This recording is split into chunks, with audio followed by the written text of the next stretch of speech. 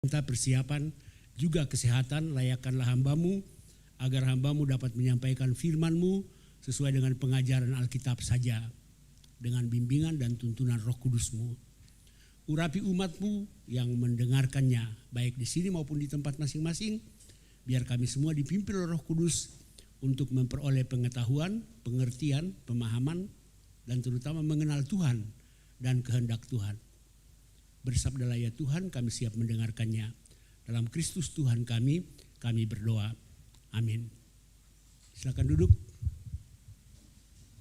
Shalom. Selamat.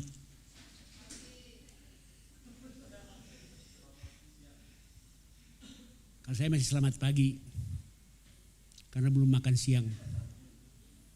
Mari kita buka kitab Injil Lukas pasal 3.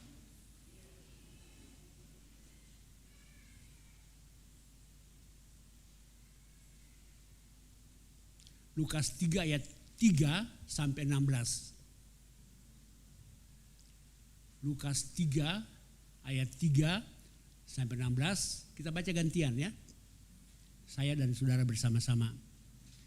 Maka datanglah Yohanes ke seluruh daerah Yordan dan menyerukan, bertobatlah dan berilah dirimu dibaptis dan Allah akan mengampuni dosamu.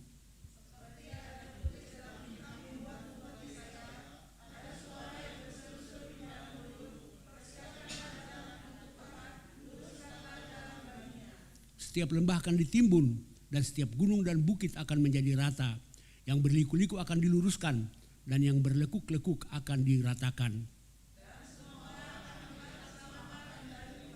Lalu ia berkata kepada orang banyak yang datang kepadanya untuk dibaptis, katanya, hai kamu keturunan ular beludak, siapakah yang mengatakan kepada kamu supaya melarikan diri dari murka yang akan datang?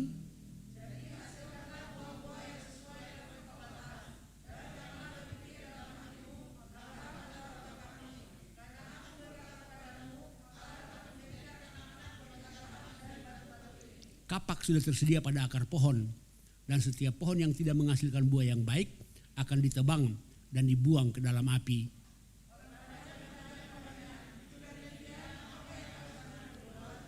Jawabnya, barang siapa yang mempunyai 2 helai baju, hendaklah ia membaginya dengan yang tidak punya. Dan barang siapa yang mempunyai makanan, hendaklah ia berbuat juga demikian.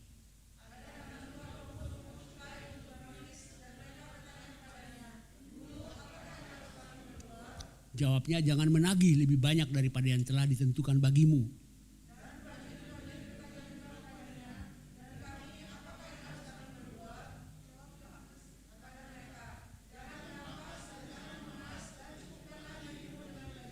Tetapi karena orang banyak sedang menanti dan berharap, dan semuanya bertanya dalam hatinya tentang Yohanes, kalau ia adalah Mesias.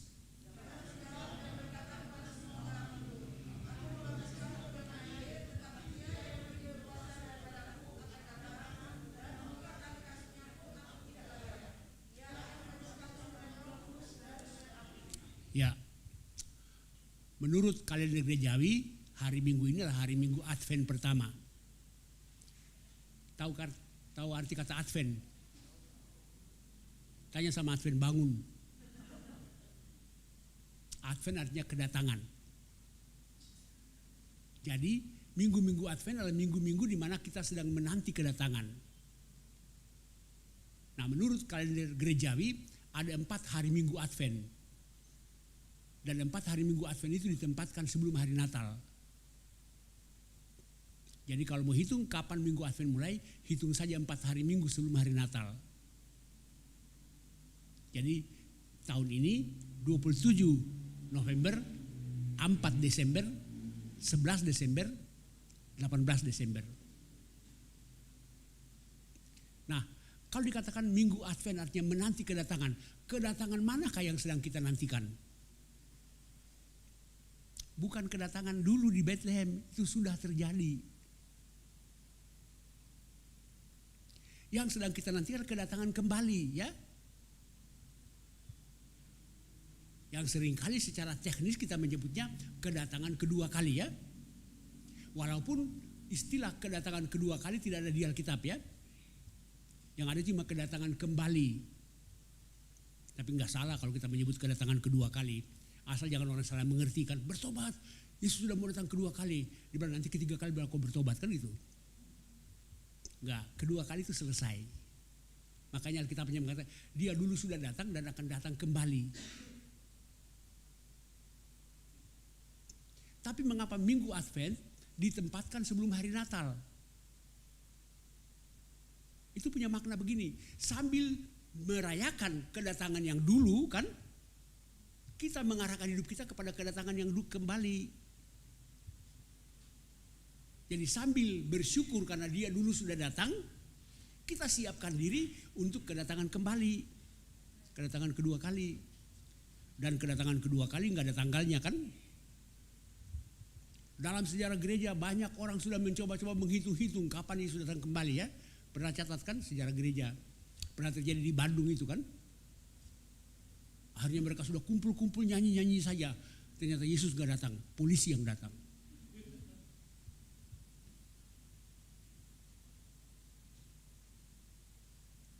Nah, bagaimana kita menanti kedatangan Yesus?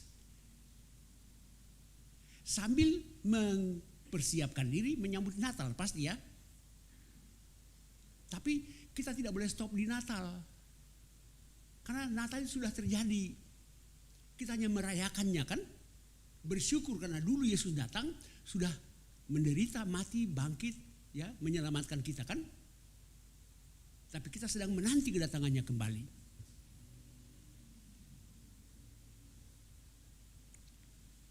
Nah, waktu itu menurut bacaan kita, bangsa Israel juga sedang menanti kedatangan Mesias ya. Waktu itu bangsa Israel sedang dijajah oleh kerajaan Romawi. Jadi mereka sangat merindukan seorang Mesias yang membebaskan mereka, ya. Sehingga pada waktu itu semua orang punya semangat menanti sangat besar ya. Coba lihat ayat 15 ya, ayat 15. Dibilang apa? Tetapi karena orang banyak sedang menantikan dan berharap. Dan semuanya bertanya dalam hatinya tentang Yohanes. Kalau ia adalah Mesias. Jadi pada waktu orang sedang menanti kedatangan Mesias ya. Tahu-tahu muncullah Yohanes Pembaptis. Orangnya nyentrik ya. Nyentrik. Pakaiannya dari kulit unta kan? Makanannya apa? Hamburger. Minumannya Coca-Cola. Gak nyentrik. Bukan nyentriknya aja di tampilannya, tapi ketika dia berkata-kata juga dia menegur orang juga nyentrik.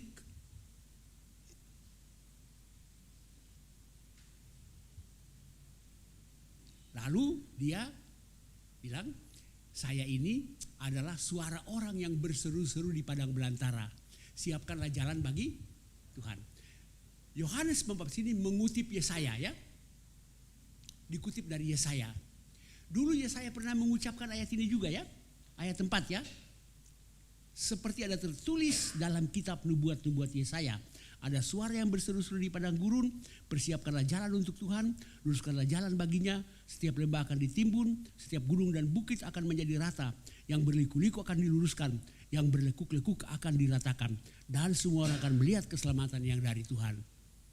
Dulu Yesaya mengucapkan itu untuk bangsa Israel yang terbuang di Babel. Dulu ya. Jadi waktu Yesaya mengucapkan itu, Yesaya mengucapkannya kepada bangsa Israel, bangsa Yehuda yang waktu itu sedang ada di pembuangan. Dan Yesaya bilang, sebentar lagi kalian akan selamat, kalian akan dipulangkan kembali. Sebentar lagi Mesias penyelamat akan datang. Makanya siapkanlah jalannya, bukit dipangkas ya, lembah ditimbun, yang bengkok-bengkok diluruskan. Supaya apa? Supaya apa? Ya, supaya dari jauh dia udah kelihatan. Ya kan jalan lurus kan, jadi ketika dia masih di sana udah kelihatan. Lalu Yohanes Pembaptis muncul. Yohanes Pembaptis juga disebut menyediakan jalan bagi kedatangan Yesus. Ya, Yohanes Pembaptis itu perintis jalan ya. Masih ingat gak waktu hari ulang tahun TNI di Cilegon? Jokowi akhirnya naik ojek kan? Karena gak ada yang sediain jalan kan? Karena begitu banyak rakyat yang, makanya baca sedikit YouTube.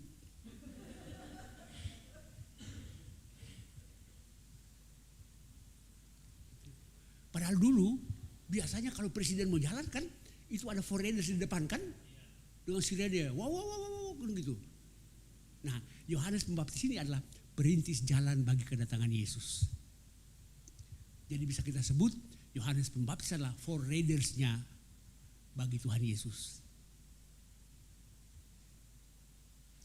Jadi dia bilang bertobat. Mesias sudah mau datang. Nah, orang banyak datang minta dibaptis. Apa kata Yohanes Pembaptis buat orang banyak itu? Ayo. Ayat 7. Lalu ia berkata kepada orang banyak yang datang kepadanya untuk dibaptis, katanya, hai kamu keturunan ular beludak. Ini berani amat, nyentrik kan? Seberani-beraninya saya nggak bisa berani jemaat saya, ular kan? Orang datang minta dibaptis, ya keturunan ular. Siapa suruh kamu lari dari murka yang akan datang? Sekarang kapak sudah tersedia di akar pohon. Dan pohon yang tidak mengeluarkan yang baik, buah yang baik akan ditebang. Bertobat. Lalu orang banyak bertanya, kalau kami harus bertobat, lalu Yohanes bilang begini, oleh karena itu hasilkanlah buah-buah yang sesuai dengan pertobatan. Ya, ayat 8 ya. Jadi hasilkanlah buah-buah yang sesuai dengan pertobatan. Berarti tobat punya buah. Buah tobat itu apa? Tahu arti kata tobat? Bukan kapok. Tobat itu bahasa Yunaninya metanoia. Pernah dengar metanoia? Apa itu? Ya, metanoia di toko buku ya gitu. Metanoia artinya balik kanan. Sederhananya begitu ya, balik kanan. Ya. Jadi kalau saya menghadap ke sana, ada jurang, ada perintah. Metanoia kan? Saya mesti balik. Sambil maju ke sana ya. Sambil maju ke sana saya masih bisa jatuh ya. Tapi jatuh bangun lagi maju, jatuh bangun lagi maju ya. Artinya orang yang sudah bertobat tidak langsung sempurna. Tapi berubah dari hari ke hari. Makin hari menjadi baik.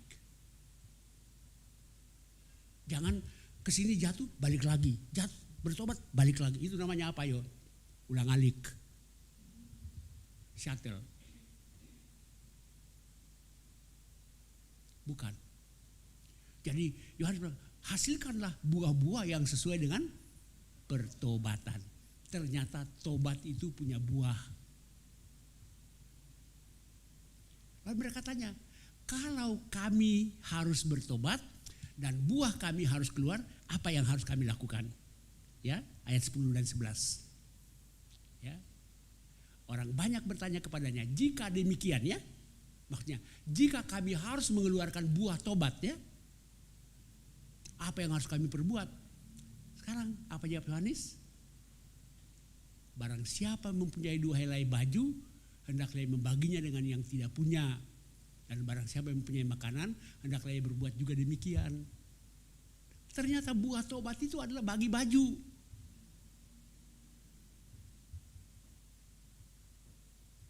Bagi makanan. Itu buah tobat. Padahal kata tobat artinya berbalik kan? Balik ya. Sekarang saya tanya, punya 2 baju dosa enggak? Kalau begitu mah mesti tobat. Punya makanan lebih dosa enggak? Enggak. Kenapa mesti tobat? Ayo.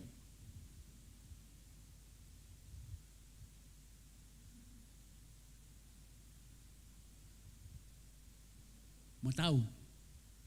Mau tahu nggak? Kepo.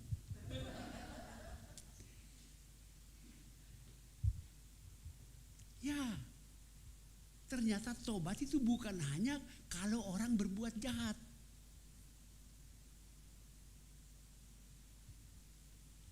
Dosa itu bukan cuma kalau kita berbuat jahat. Tapi dosa juga adalah ketika kita bisa berbuat baik tapi tidak berbuat baik. Anda punya 2 baju nggak salah kan? Tapi ketika Anda punya baju banyak, Anda cuek sama orang yang tidak punya baju, di situ dosanya.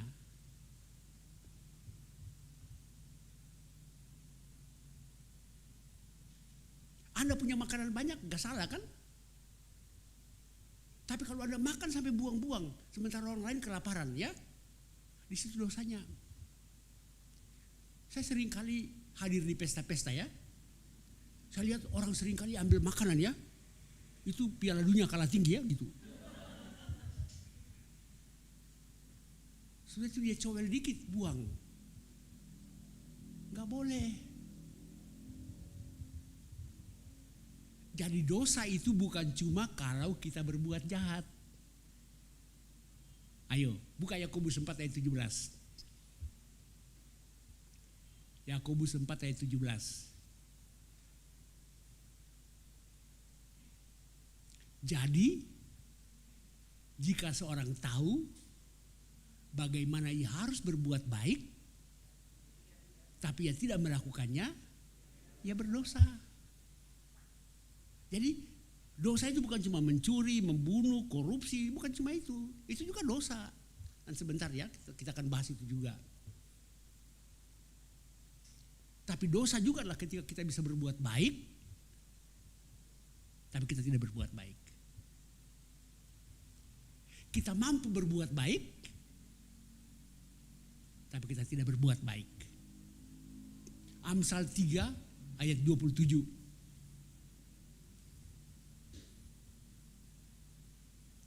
Amsal 3 ayat 27. Janganlah menahan kebaikan daripada orang-orang yang berhak menerimanya, padahal engkau mampu melakukannya, kan? Kita mampu berbuat baik tapi kita nggak bikin. Itu dosa. Bertobat. Bahkan ayat 28 bilang apa, ayo?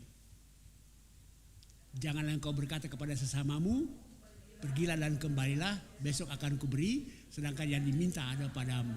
Jangankan tidak berbuat baik, menunda berbuat baik aja udah salah loh. Bayangkan orang lapar tengah malam minta makan, besok aja deh. Bagaimana besok pagi datang udah mati dia malam itu kan?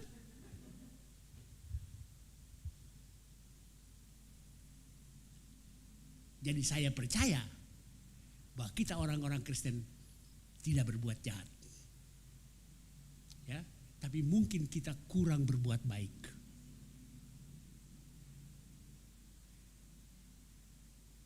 Jadi kalau mau menyambut Natal, ya kan?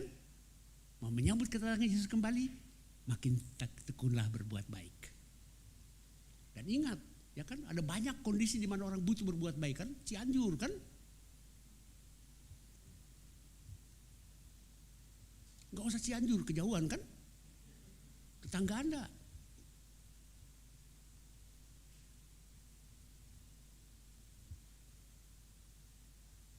Jadi bertobat itu bukan cuma dari berbuat jahat, tapi dari tidak berbuat baik. Padahal kita bisa berbuat baik. Itu buat tobat yang pertama. Nah, berikutnya ayat 12. Ada datang juga pemungut-pemungut cukai untuk dibaptis dan mereka bertanya kepadanya, "Guru, apa yang harus kami perbuat?" Jawabnya, "Jangan menagih lebih banyak daripada yang telah ditentukan bagimu." Rupanya orang bea cukai dari dulu ya, nagihnya lebih banyak ya.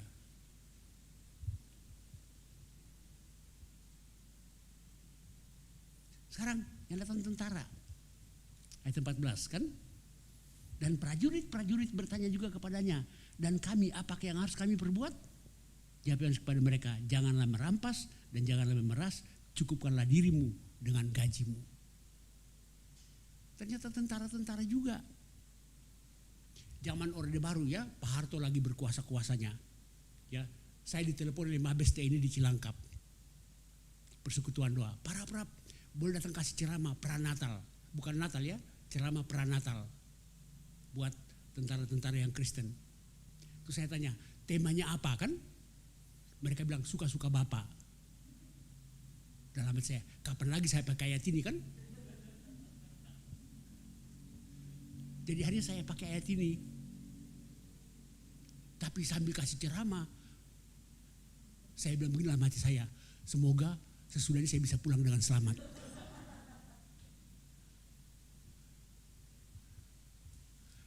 Ternyata habis ceramah, saya bilang, rupanya dari dulu tentara suka menyalahgunakan kekuasaan, ya. Mentang-mentang punya senjata kan? Bertobat. Saya bilang begitu dalam ceramah saya. Habis ceramah, minum teh kan? Ramatama. Ada yang datang ngobrol sama saya. Yang prajurit yang di sini tanda pangkatnya ya. Pak Pendeta bilang apa tadi? Cukupkanlah dirimu dengan gajimu. Bapak tahu nggak? Dari sononya nggak cukup katanya gitu. Tapi saya bilang nggak apa-apa, itu firman Allah, saya cuma sampaikan. Yang datang bintang ya, ada yang bintang juga, bintang pemelatih ya. Gitu. Wah Bapak, saya merasa terpukul dengan ceramah Bapak. Ya bertobat. Tapi apa yang dimaksudkan di sini? Saya mau elaborasi lebih jauh. Di sini profesi yang disebut cuma dua ya. Profesi bea cukai, profesi tentara. Tapi kita bisa elaborasi lebih jauh kan? Kita juga mesti ingat bahwa kita juga punya dosa profesi. Kita semua pasti punya banyak kesalahan kan? Tapi ada profesi-profesi yang rawan ya. Nah, rawannya pemungut cukai adalah dimenagi lebih banyak kan? Apakah pemungut cukai itu nggak pernah selingkuh? Selingkuh kan? Tapi bukan itu yang disebut ya. Artinya dosa yang khusus menyangkut profesinya. Tentara juga pasti punya banyak dosa kan? Banyak kesalahan. Tapi yang Yohanes sebut adalah dosa yang sangat rawan di profesi itu.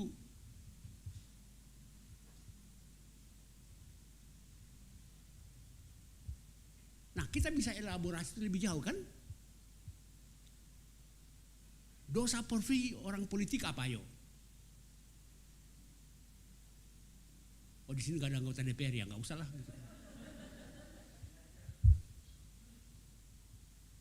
Dosa profesi pedagang apa ayo? Yang bilang Anda ya, bukan saya ya gitu. Dosa profesi polisi. Maksud saya adalah mari kita setiap orang sadar bahwa apapun profesi kita ada titik rawannya ya. Ada titik rawan di mana gampang jatuh. Ya, iblis bisa menggoda kita dengan banyak kan? Tapi iblis tahu paling titik lemah kita yang paling mana ya? Apa sih? Yang paling mana sih? Apa sih? Titik lemah kita yang paling gampang kita jatuh.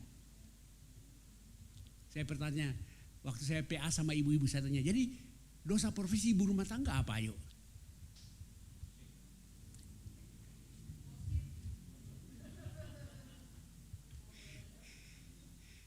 Kayak ada bapak-bapak juga tukang gosip deh gitu. Saya pernah bercanda sama ibu-ibu di gereja kami. Ibu-ibu dosa profesi ibu rumah tangga apa? Dia bilang begini, ketika suami lagi tidur, rogoh dompet suami. Gitu.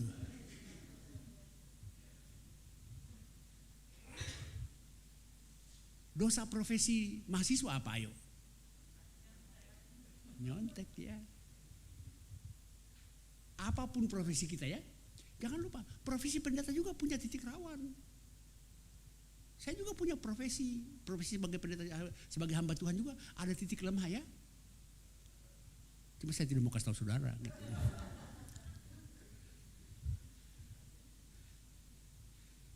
Saya dulu ngajar agama di UKI ya. Sebagai di sini ada tamatan UKI. Saya ngajar agama di UKI, Fakultas Sastra dan Fakultas Ekonomi. Jadi saya pikir karena ini universitas Kristen kan, kan? Terus mata pelajarannya agama kan, yang ngajar pendeta kan, ya saya pikir gak nyontek, nyontek juga.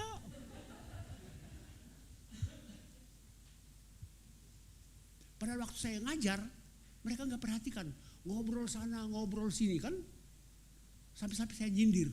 Ini saya kuliahin bebek apa mahasiswa sih? Sementara saya ngajar tapi wek. Tapi tahu gak, begitu ujian, bebek-bebek itu hilang. Yang muncul angsa. Leher ditarik panjang-panjang.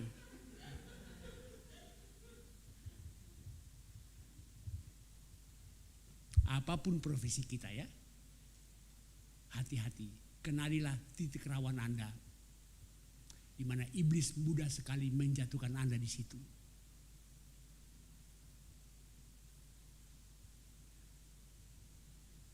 Kita semua punya sifat jelek ya. Tapi iblis paling tahu itu. Pendeta Octavianus dari Batu Malang bilang, seberiman-berimannya Anda pasti punya dosa favorit ya. Dosa favorit. Artinya dosa yang paling Anda sukai. Ada banyak dosa, ada banyak sifat jelek. Tapi dari sifat jelek itu satu yang paling Anda sukai ya gitu. Ada orang dosa favoritnya adalah bohong. Apa saja bohong ya. Soal sekecil apapun bohong. Ada orang favoritnya suka berbohong. Suami istri mau pergi makan enak di restoran, anak kecil minta ikut. Enggak, mama ke dokter nak. Itu kan bohong. Ada orang lain lagi dosa favoritnya gosip. Bapak-bapak, ibu-ibu tahu nggak? Tukang gosip itu punya password ya. Ada passwordnya. Ada 2. Password pertama bunyinya begini. Udah dengar belum?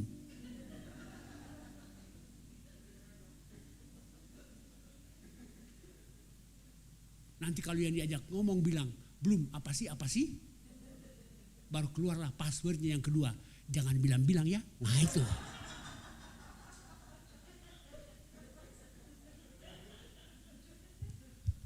Kalau sampai 2 password itu sudah keluar, pasti tukang gosip. Ada orang lagi favoritnya kata-kata kotor. Ya. Kata-kata kotor. Kami di PGI punya kata mutiara. Kata mutiara itu bilang begini, rongga mulut kita ini kecil ya, tapi seisi Ragunan muat.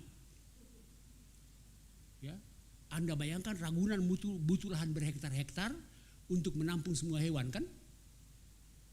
Tapi semua hewan itu muat di rongga mulut kita ini. Dan semua hewan itu terikat pada sebuah tiang yang namanya lidah. Nah, sewaktu-waktu talinya putus, maka hewan itu meloncat keluar. Monyet loh. Saat itulah tali monyet putus. Ada orang favoritnya memutuskan semua tali pada waktu yang sama. Monyet lo, babi lo, kambing lo, anjing lo, kan gitu.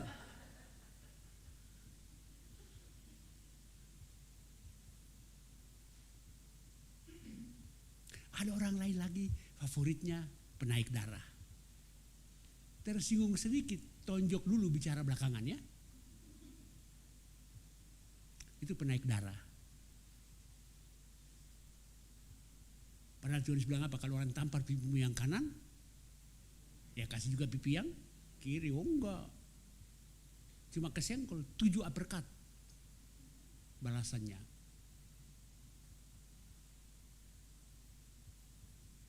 ada banyak dosa ya favorit. Ada orang dosa favoritnya juga adalah apa?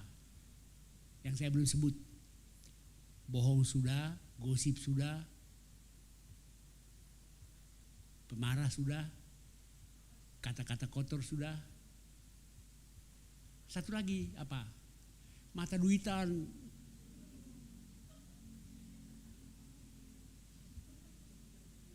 Favoritnya materi. Biar lagi berdoa, bunyi koin, dia buka mata, itu koin gelinding kemana, kan gitu.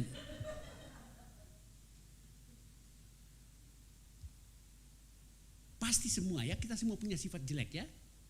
Gak ada yang tidak punya sifat jelek. Tak ada gading yang tak retak. Atau dalam mitologi Yunani dibilang semua orang punya tumit Achilles ya. Tahu mitos tentang tumit Achilles? Achilles itu pahlawan dari Sparta kalau nggak salah ya. Sparta ya. Dia kebal segala senjata. Karena waktu dia lahir, dewa kasih tahu mamanya ya, celuplah anakmu dalam air sungai. Saya sudah nggak lupa namanya. Celuplah anakmu di dalam sungai itu. Maka tubuhnya kebal. Jadi mamanya pegang dia dari tumitnya kan, dari daun kaki ini dicelupkan. Akhirnya apa? Seluruh tubuhnya kebal kecuali tumitnya. Jadi waktu saya baca mitologi itu saya bilang, bego juga si mama itu ya, lempar aja dulu kan gitu. Dia mangap-mangap baru angkat kan gitu. Tapi itu mitos kan. Jadi waktu perang dengan Athena ya, dia kebal segala senjata. Tapi ada yang tahu kelemahannya ada di tumit. Jadi ada tentara yang membidik tumitnya.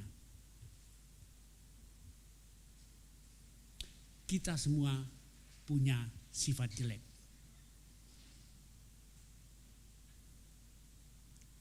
Oh, saya juga punya. Saya bilang ya. Cuma sekali lagi nggak mau kasih tahu saya gitu. Nah, kita akan merayakan Natal ya. Nah, jadi tema khotbah hari ini adalah marilah kita tidak berbuat jahat, tapi tidak stop di situ ya. Tapi juga berbuat baik. Mungkin kita tidak berdosa karena berbuat jahat ya. Tapi kita juga berdosa kalau kita bisa berbuat baik tapi tidak berbuat baik.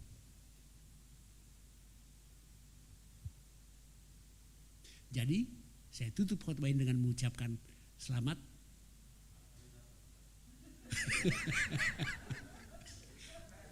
ya selamat Natal lah, karena waktu Natalan saya nggak ada di sini. Selamat berbuat baik gitu. Amin. Bapa di surga, hamba-Mu sudah mengajarkan firman-Mu. Roh Kudus memeteraikan pengajaran ini agar pengajaran ini menjadi berkat bagi kami yang mendengarkannya, baik di tempat ini maupun di tempat kami masing-masing secara online. Terima kasih Tuhan, Roh Kudus menumbuh kembangkan pengajaran ini sehingga kami sungguh-sungguh diberkati oleh firman ini. Dalam Kristus Tuhan kami berdoa. Amin.